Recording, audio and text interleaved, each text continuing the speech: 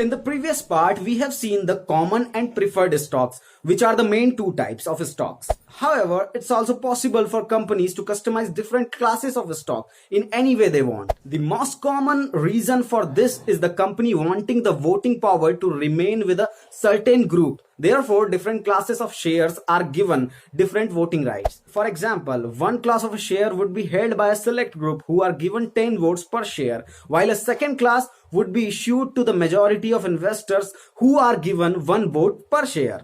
When there is more than one class of stock, the classes are traditionally designated as Class A, Class B. Berkshire Hathaway, the famous company of which ticker is BRK, has two classes of stock. The different forms are represented by placing the letter behind the ticker symbol in a form like BRKA, BRKB or BRK.A or BRK.B. We'll surely bring the videos on the updates of the stock market on this channel, so if you have not subscribed it yet, then do it now.